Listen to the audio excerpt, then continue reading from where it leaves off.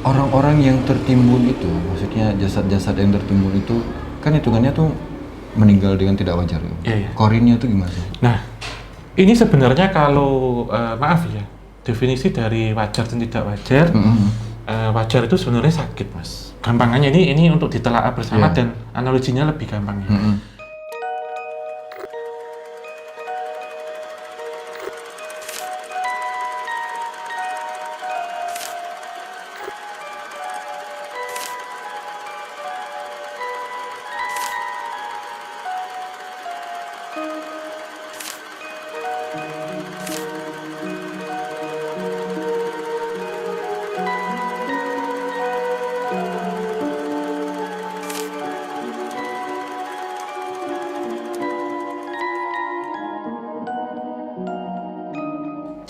Halo Sobat Javanika, dimanapun kalian berada. Assalamualaikum warahmatullahi wabarakatuh. Salam rahayu, rahayu, rahayu.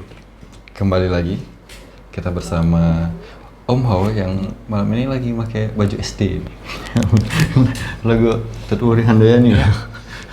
Lagu Besok SD. pakai playgroup. Yang SMA belum ada ya? SMA ada. Aku pengen mungkin. Mau kita cosplay SMA. Nah, berarti kita nyari episode gerbang antar dimensi sekolahan. Yoi. Nanti kita jadi anak sekolahannya.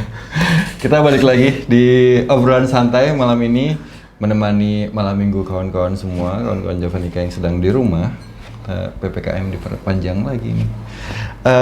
Kali ini kita mau ngobrolin tentang aku sebenarnya ini pembahasannya agak serius, tapi ada beberapa pertanyaan yang serius Om Hao, karena cukup membuat aku penasaran. Sebelumnya, aku mau sosial media update dulu buat kawan-kawan Javanika. Kita masuk ke sosial media update. Di Instagram diberitain bahwa ada penemuan satu terowongan yang itu di daerah Klaten. Itu awalnya karena di kawasan tersebut sedang ada penggalian, katanya digali untuk mau dibuat pemancingan. Nah, setelah digali, warga desa tersebut menemukan satu terowongan dan akhirnya dilapor ke lurah. Nah, yang katanya terowongan ini adalah salah satu terowongan yang panjang yang tertimbun karena faktor alam, dan sampai sekarang masih belum diketahui terowongan itu udah sejak kapan ada di situ. Oke, itu dia. Nah, Om Hao, ini berkaitan dengan pembahasan obrolan santai kita malam ini nih Om. Desa yang tertimbun. Ya. Ini tadi ada beritanya itu di daerah Klaten. Kita juga pernah ke situs Liangan ya waktu itu. Walaupun karena sedang proses ekskavasi, jadi kita nggak bisa syuting di situ. Pertanyaan pertamanya adalah kenapa sih Om di tanah Jawa ini banyak mungkin atau ada beberapa yang kita tahu desa yang tertimbun Om? Iya, kalau kita melihat ya secara kajian data-data atau fakta-fakta sejarah berupa arsip dan beberapa seperti prasasti yang waktu itu. Memang disebutkan bahwasanya tanah Jawa ini memang rawan dengan bencana. Bencana. Iya, bencana apakah yang ada di situ? Pasti pertama adalah gempa tektonik. Ya, karena ada beberapa lempeng-lempeng bumi yang ada melintasi dan juga banyaknya vulkanik aktif waktu itu. Gunung api ya. Gunung api ya, sehingga dari kejadian-kejadian itu kalau kita melihat dari beberapa berita ya pada waktu itu memang disebutkan salah satunya terjadi Maha Pralaya. Maha Pralaya. Jadi Maha itu besar, Pralaya itu adalah musibah bencana. Memang akan banyak fakta-fakta sejarah ataupun kritik terhadap sumber sejarah, di mana ada banyak versi tergantung point of view-nya di mana. Bisa kita lihat bahwasanya ada yang Maha Pralaya itu bencana, perpindahan kekuasaan, penyakit, wabah penyakit, dan juga intrik-intrik yang terjadi. Tetapi studi kasus yang bisa kita ambil adalah bencana pasti. Iya, bencana. Ya, salah satu contohnya adalah meletus yang dahsyat waktu itu Mas, Gunung Merapi. Ya, dan perlu kita ketahui bahwasanya peradaban-peradaban yang tersembunyi ataupun yang terpendam itu tidak jauh dari vulkanik. Biasanya selalu seperti itu ya? Ya. Pasti deket-deket, ditemukannya pasti deket-deket? Dekat-dekat. Contohnya beberapa candi-candi besar yang di Jawa Tengah di Merapi. Terus waktu itu kita ke Karanganyar, di Sukuh, sama di Cetok, itu dekat candi Gunung Lawu. Terus Liangan Gunung Sindoro. gitu. Oh iya benar-benar. Terus kalau kita lihat yang ada di Gunung Padang itu juga ada Gunung Gede Pangrango, di situ kan ngelilingi, sehingga memang peradaban dibangunnya di sekitaran gunung api karena hasil letusannya itu subur, Mas. Tanahnya ya, sehingga ketika diketahui tanda-tanda alam, ketika itu akan terjadi sebuah bencana besar, memang ada penduduk ya waktu itu tetap tinggal dan juga ada yang meninggalkan pergi. Iya, sehingga memang peradaban waktu itu yang masih bersifat bentuk bangunan seperti candi, saluran irigasi, terus kemudian ada seperti sistem-sistemnya saat terkena lava itu ataupun terkena akibat reruntuhan vulkanik itu masih tersisa, Mas Dova. Sehingga itulah menjadi kota yang tertimbun gitu. Oh, oke ya benar juga, karena di Indonesia apalagi di Pulau Jawa ya terkenal banyak banget gunung banyak banget dan gunung api aktif pun banyak banget ya. Iya, dan pernah kalau kita lihat di situs Liang sendiri ya, ada tentang beberapa kajian arkeologi dan ilmu sejarah, di situ bisa kita lihat lapisan tanahnya kelihatan. Secara saya dulu ketika saya kuliah S1 Teknik Sipil ya mempelajari tentang struktur bebatuan dan tanah, itu memang ada beberapa lapisan tanah itu yang kalau kita lihat itu di sini seperti terbakar atau menjadi seperti tembikar, Mas Dova. Sehingga lava itu melewati situ, kemudian lapisan tanah teratas terbakar, jadi seperti tembikar. Jadinya seperti tembikar ya? Iya, dan bisa kita lihat juga ada beberapa tiang-tiang itu yang di situ menjadi arang. Itu. Jadi memang rumah-rumah waktu itu bila kita ketahui terbuatnya hanya dari material bahan bangunan yang terbuat dari yang sederhana, dari kayu gitu. Iya benar. Dan karena dulu kan kita tahu mungkin peradabannya masih banyak orang yang bertani, jadi wajar ketika satu desa itu deket dari gunung. Karena Om bilang tadi kawasan agrarisnya itu tanahnya subur ya, Om ya. Iya, karena limpahan materi dan zat penyuburnya itu dari situ, Mas. Dari situ ya benar. Om, kalau kita ngomongin desa yang tertimbun, aku jadi teringat di Dieng ada satu desa Legetang, maaf kalau aku salah nyebutin desanya, itu tertimbun dalam satu malam.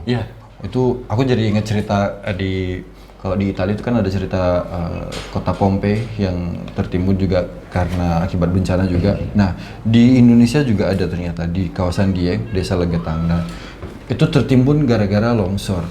Om, aku pengen nanyain, orang-orang yang tertimbun itu, maksudnya jasad-jasad yang tertimbun itu, kan hitungannya tuh meninggal dengan tidak wajar ya? Korinnya tuh gimana sih? Nah, ini sebenarnya kalau, maaf ya, definisi dari wajar dan tidak wajar, wajar itu sebenarnya sakit, Mas. Gampangannya ini untuk ditelaah bersama dan analoginya lebih gampangnya. Tidak wajar itu ada dua, dikehendaki dan tidak dikehendaki. Ya, kalau dikehendaki itu contohnya bunuh diri di situ ya. Tapi kalau tidak dikehendaki seperti peperangan, bencana alam, musibah, kecelakaan, pembunuhan. Itu yang kategori tidak wajar. Iya, tidak wajar tapi tidak dikehendaki. Sehingga hampir sama dengan ini teman, caranya yang mungkin maaf ya di akhir hayat tuh kok seperti itu, tragis gitu, Mas. Tragis. Tetapi disebutkan bahwasanya meninggal yang tengah bencana, sakit dan ini itu adalah syahid, Mas. Sehingga dimakamkan tanpa dikafankan pun tidak apa-apa. Karena sebagai bukti untuk seperti itu. Sementara kalau kita bilang tentang ruh ataupun sukma itu walau alam, tapi kalau korin jelas pasti masih di situ. Tertinggal. Iya, jadi memang di awal kalau kita membahas ya, ada yang berkaitan dengan gempa bumi, kemudian ada yang berkaitan dengan vulkanik, ada juga seperti ground slide atau tanah longsor. Nah, ini juga terjadi di beberapa peradaban waktu itu. Ketika tidak terjadi vulkanik tetapi tektonik, maka akan menggerus lereng, kemudian akan menimbun satu kawasan ya. Itu ya, tetapi garis waktunya ada yang memang dari era klasik, ada yang dari era modern. Ya, atau era-era sekarang gitu, atau sejarah-sejarah kontemporer gitu ya. Kalau tadi yang disebutkan mungkin itu adalah peristiwa yang setelah kemerdekaan. Ada yang sebelum itu. Itu jadi banyak Mas ini. Tetapi artefak ataupun bukti-bukti peninggalannya itu yang terpendam biasanya dari era-era klasik. Dari era klasik ya? Ya, karena memang keberadaan dari tatanan sumber air waktu itu seperti sungai, danau ataupun laut itu gunung memang dilambangkan sebagai Dewa Siwa. Dewa Siwa. Sang dewa pelebur. Itulah menjadi lingga. Ya, kemudian tatanan air itu menjadi seperti Dewi Parwati atau Dewi ini ya, Durga kalau dalam penyebutan lainnya. Maaf kalau nanti saya salah. Jadi memang perlambangan dari Yoni. Sehingga Ibu Pertiwi dan Bapak Gunung gitu. Ada kaitan di situ juga ya? Iya. Ya, gunung kan kayak kita di Jogja salah satunya Gunung Merapi kan sebagai bapak, Iya. dan Selatan sebagai ibu. Iya, dan bentuknya kan kalau kita ketemukan di candi-candi ya yang bercorak Hindu, pasti ada pemujaan atau tempat doa untuk Dewa Siwa dan Dewi Parwati yang dilambangkan lingga dan Yoni. Di situ. Iya. Jadi bisa kita lihatnya dahulunya seperti gitu Mas Dufan. Nah, setelah ini terpendam selama ratusan tahun, bahkan ada yang sudah ribuan tahun, ekskavasi ada itu gencar ketika kolonial masuk. Jadi beberapa awalnya malah pada masa kolonial udah mulai ada penggalian ekskavasi itu. Iya, jadi memang di sepanjang lereng Merapi itu kalau dilihat ya, saya pernah melihat beberapa pemetaan secara estimasi, itu lebih dari 60 candi Mas, yang tersebar mengelilingi sekitaran Merapi dan Merbabu. Ya, kalau kita lihat kan candi-candi yang semakin ke atas tuh kan kalau ada pembangunan, semisal di Jalan Kalurang, kampus UI ya, itu ditemukan candi di situ. Kemudian Sambisari, Candi Sambisari yang kalau kita lihat memang terpendam dan ada lapisan-lapisan tanah karena Jogja berarti waktu itu kontur tanahnya tidak rata. Pasti bergelombang ya? Bergelombang ya. Kalau sekarang kan kita lihat elevasi ya, meter di atas permukaan lautnya itu kalau saya sepeda itu kerasa Mas. Jadi kalau ke utara itu naiknya perlahan. Jadi kalau pagi kita ke utara dulu, kalau pulang nanti ke selatan. Jadi sistemnya itu konstantannya itu linear turun begini. Itu yang menyebabkan Jogja itu sebenarnya sedikit sekali berpotensi untuk banjir karena turun.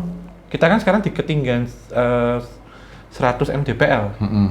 Jadi turun seperti ini sehingga memang kalau dalam letusan itu kan selalu bertahap ya, akan menutup secara geologi Ya, dan secara susunan tanah. Yang tadinya bergelombang, jadinya menutup, Ya. jadinya landai. Iya, karena bisa kita lihat di Prambanan, Candi Prambanan dia di atas, terus Candi Sambisari dia di bawah. Berarti memang Prambanan dahulu diletakkannya lebih tinggi. Lebih tinggi. Tinggi seperti itu. Kalau dilihat, kalau ada papan tulis kan bisa kita gambarkan kontur tanah. Dikit masih ingat kalau nanti bisa dipetakan kayak sidik jari itu Mas, kontur tanah gitu. Pakai pemetaan. Wah, mantap, ini ilmu baru nih. Teknik sipil juga bisa untuk kajian sejarah arkeologi bisa. Bidangnya teknik sipil, S2-nya sejarah, mantap. Cocok banget ya. Kita lanjut lagi selain tadi membahas jasad atau mayat yang tertinggal.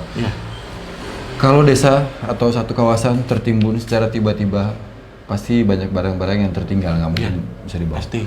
Setelah beratus-ratus tahun kemudian ada yang menggali, kayak misalnya yang di Klaten, ditemukan barang-barang. Nah, misalnya ditemukan barang-barang berharga, Nah, ada resiko nggak sih kalau misalnya orang mengambil barang-barang berharga yang tertimbun itu? Iya, kalau resiko pasti ada Mas. Ini kan masuknya sudah artefak benda keramat dan benda bertuah. Dan dahulu memang perhiasan-perhiasan itu dipakai itu untuk pemujaan, untuk sesaji ataupun untuk sesembahan. Jadi memang kalau kita lihat ya dari beberapa penggalian tuh di bawahnya biasanya ada kotak di situ. Ada beberapa kotak yang itu isinya ada biji-bijian, ada manik-manik, ada tulang, kemudian juga ada perhiasan bahkan permata. Ada di situ gitu. Karena memang zaman dahulu batu mulia ataupun logam mulia memang dimuliakan Mas.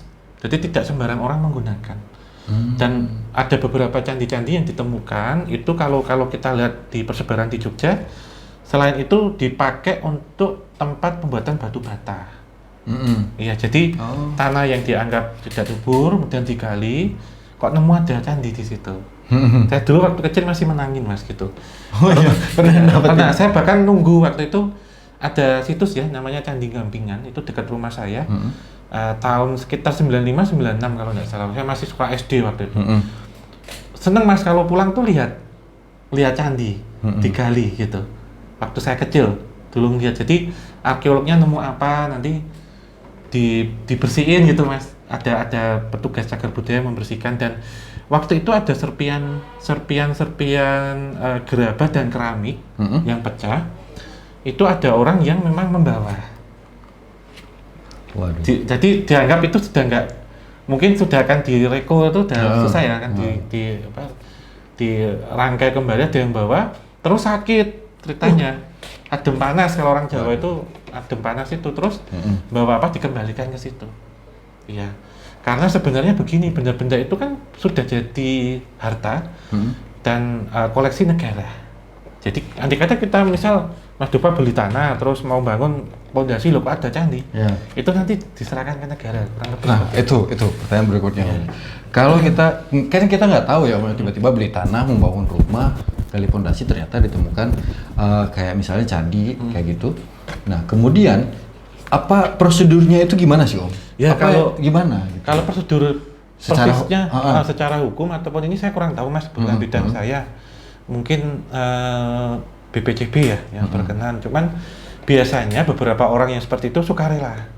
Oh. Ya, jadi memang diberikan gitu sukarela karena kan ini bentuk memberi pada negara Mas. Iya. Benar seperti itu. Tapi untuk legalnya saya kurang paham seperti itu. Itu berarti ininya ya badan apa sih Om? Badan Pelestarian Cagar Budaya. Badan Pelestarian Cagar Budaya. Ya, jadi di sana banyak artefak Mas. Terus arca itu juga banyak di sana.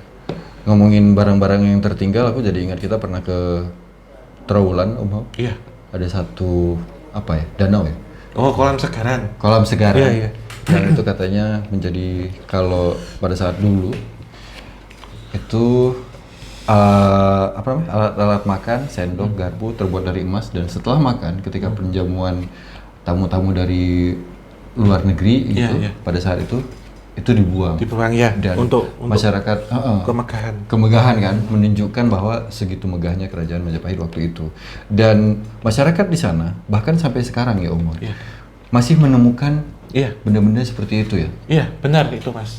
Kalau untuk kolam segaran sendiri memang saya pribadi belum menemukan kajian ataupun pendukung untuk literasinya gitu. Cuman ya ini masih sumber tersier ya, secara retrokognisi memang secara flashback terlihat seperti itu, tetapi belum bisa kita sajikan secara fakta sejarah ketika data itu belum mumpuni untuk kita sampaikan. Menjadi sebuah artikel ya cerita ya. Kalau masih asumsi atau apa itu tidak apa-apa. Maksudnya memang ada seperti itu karena hal ini memang didukung ketika beberapa orang yang di sana produksi batu bata itu menemukan artefak. Memang itu benar. Dan kolam itu sebenarnya tidak hanya satu, waktu itu memang ada beberapa Mas.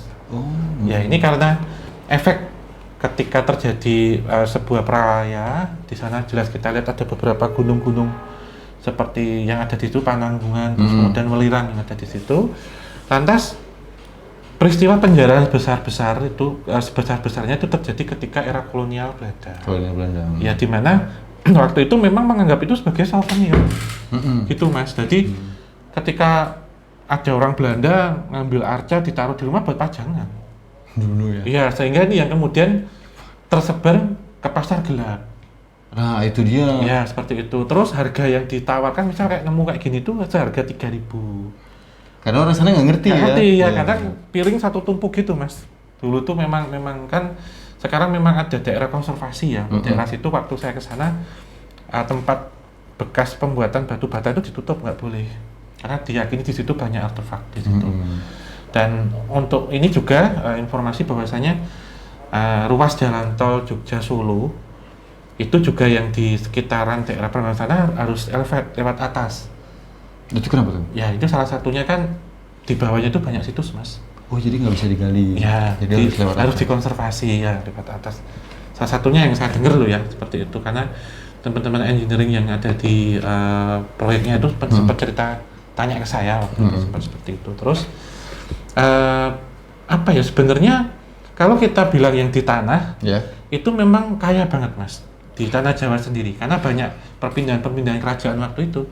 Apalagi ini rumor ya. Iya. Apalagi tanah Jogja katanya. Ya salah satunya kan kalau kita sebut jalan tol tadi. Iya. Terus belum kalau kita lihat secara maritim. Karena kalau kita bilang tanah Jawa pasti satu saat harus dengan perairan Jawa. Perairan Jawa. Iya, jadi nanti semoga lah doain. Kita Insya Allah nih 2 juta, kalau kita sudah 2 juta kan sebentar lagi nih, Insya Allah gitu. Kalau nggak jadi ke UK, kita ke Karimun Jawa. Amin. Wah, Matthew langsung seneng banget. Ya, jadi selama ini kan kita tanahnya ya. Siapa tahu nanti kita bisa perairan tanah Jawa. Nah, karena miturut cerita Mas, ya, ini memang sudah dibuktikan dan bahkan di UI ya, di Jayadi itu sudah ada, kalau tidak salah, mohon maaf kalau salah, ada arkeologi yang memang untuk maritim, jadi diving. Oh. Tuh. Karena teman dulu sempat, teman arkeologi di UGM, teman saya, satu fakultas ya FIB, pernah cerita ada itu untuk, jadi menyelam, ada tapi timnya, untuk ya? mencari artefak yang ada di Laut Jawa dan salah satunya di utara Jakarta waktu itu, kapal karam. Oh, oke. Ya, karena waktu itu kan memang menjadi jalur perdagangan, Mas. Iya, ya. Ya, karam di sini over muatan, kena ombak badai, atau kena sabotase bajak laut juga bisa.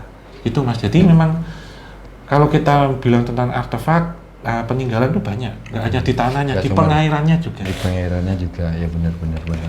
Arkeologi maritim itu, Mas. Iya. Jadi diving untuk nyari itu, nyelam. Ada itu harta kapal karam. Wah, mantap. Itu semoga semakin apa ya? Semakin kesini, semakin banyak Om Hao ditemukannya kawasan-kawasan yang tertimbun. Iya. Biasanya memang pada saat pembangunan ya. Iya. Iya, pembangunan kemudian kita ambil satu studi itu Sungai Bengawan Solo.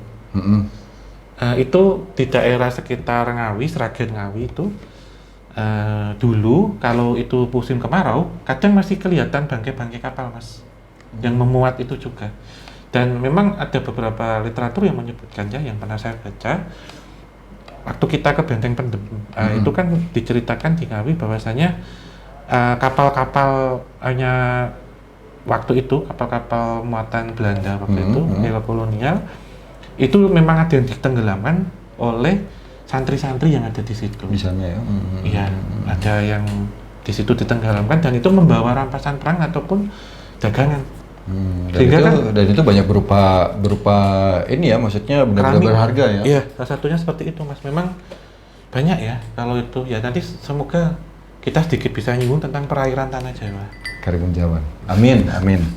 Mudah-mudahan kita bisa ke Karimun Jawa. 2 juta ini ya? Ya, insya Allah. Ini kita nggak jadi, jadi kita lihat dulu nanti bisa ke UK. Nggak jadi, tapi ditagih loh sama Javanica, sama netizen. Maksudnya UK apa? Karimun Jawa. Karimun Jawa. Ke Jepara berarti, karena kita dari plat K itu yang belum kan Jepara ya kalau nggak salah. Jadi, karena kan ada benteng Portugis, kemudian Karimun Jawa, coba nanti kita ke sana. Kerja tapi Matthew, bukan liburan ini. Oke, itu tadi mungkin sedikit pembahasan tentang desa yang tertimbun, dan di tanah Jawa ini cukup terkenal selain desa atau kota, kawasan yang tertimbun juga seringkali ditemukan benda-benda pusaka yang lagi menggali apa ya Om ya, tiba-tiba ditemukan benda-benda pusaka dan barang-barang berharga dari dalam tanah. Terima kasih buat kawan-kawan yang sudah nonton video ini, like kalau misalnya kawan-kawan suka. Terima kasih juga buat kawan-kawan yang udah join membership Kisah Tanah Jawa ya, yang udah lebih murah ya sekarang. Mudah-mudahan bisa PPKM bisa segera selesai dan pandemi secara umumnya bisa segera selesai, sehingga kita nanti bisa ngajakin teman-teman buat mungkin ikut syuting bareng Gerbang Antar Dimensi bersama kita. Dan juga terima kasih pasti buat teman-teman yang udah support Kisah Tanah Jawa, yang udah subscribe, komen dengan komen yang positif. Jadi ditutup mungkin sama Om Hao. Ya, akhir kata ya. Ya, pesan kita tetap Tanah Jawa, dan lebih tepatnya adalah Nusantara Indonesia, tidak akan terlepas dengan daratan dan lautan.